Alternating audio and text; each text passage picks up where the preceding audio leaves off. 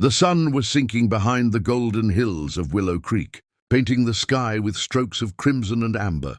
A warm wind carried the scent of dust and daisies through the open fields, and the sound of horses echoed faintly from the ranch down the valley. Everything looked beautiful, except for the girl standing alone in her white dress at the old wooden church. Her name was Clara May Dalton, 22 years old, gentle as spring rain, and as brave as she was kind. She had waited her whole life for this day, her wedding day. But as the last bell rang and the guests began to whisper, it became painfully clear her groom wasn't coming. The man she was supposed to marry, Eli Turner, had left town 3 days ago, promising to return with a surprise. But now, as the light faded and the preacher lowered his eyes, Clara felt something break deep inside her chest. She stood on the church steps, hands trembling, the lace of her gown fluttering in the breeze, her heart begging for an answer that would never come. Maybe he got lost, her aunt whispered. Or maybe he changed his mind, someone muttered behind her. Clara heard them all. Every word cut through her like a blade. But she didn't cry, not yet. She just looked out toward the open land beyond the fence, where the world seemed endless and cruel. That was when a tall cowboy riding a chestnut horse slowed down near the gate. His hat cast a shadow over his rugged face. His shirt rolled up at the sleeves, and his eyes held the calm of a man who'd seen too much but still believed in decency. His name was Colt Avery, a quiet ranch hand from the neighboring ridge. He dismounted and tipped his hat politely. "Evening, ma'am," he said softly. "Didn't mean to interrupt, but you look like you could use a kind word." Clara turned away quickly, ashamed of her tears finally spilling down her cheeks. "You didn't interrupt anything," she said bitterly. "The man I was supposed to marry didn't show up. I guess that says everything." Colt looked at her for a long moment.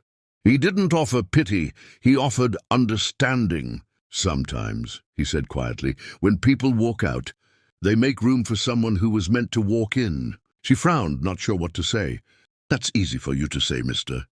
You're not the one standing here in a dress that suddenly means nothing." "No," he said, his voice steady. "But I know what it's like to be left behind. And I know that when life closes a door, it ain't always a punishment. Sometimes it's protection." His words lingered in the air, soft but powerful.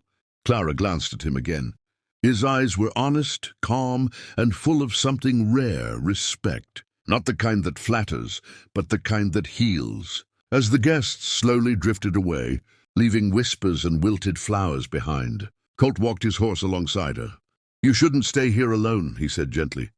"Come down to the ranch house. Me ma makes coffee strong enough to fix a broken heart, or at least keep it beating a little longer." Clara gave a small, broken smile. "You don't even know me." "Don't have to," he said. "You're a good woman having a hard day.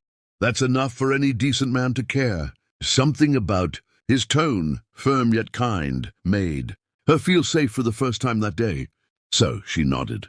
She followed him down the dusty trail toward the horizon, her white dress trailing in the dirt, the setting sun painting her in shades of gold and sorrow. When they reached the ranch, the fields stretched endlessly, cattle grazing peacefully as if the world had no idea about her broken heart. The wooden porch creaked under her feet, and the smell of baked cornbread and coffee drifted from the kitchen window. Colt's mother, a soft-spoken woman with silver hair and warm eyes, welcomed Clara with a gentle hug. "You're safe here, child," she said kindly. No explanations needed.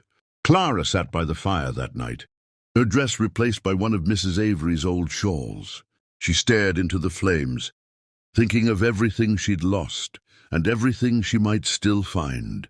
Colt sat across from her, polishing his boots, silent for a long while.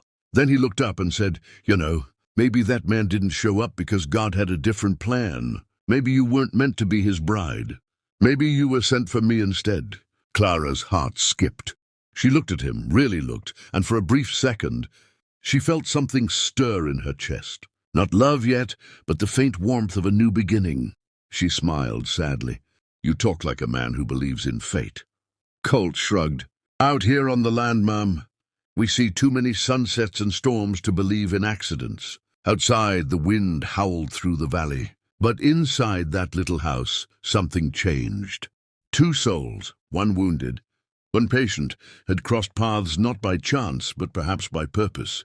As Clara lay awake that night, listening to the distant call of coyotes and the soft crackle of the fire, she whispered a quiet prayer, not for the man who left, but for the courage to see what might come next. And somewhere between heartbreak and hope, she felt it, the peace of a woman who was finally ready to let the past go.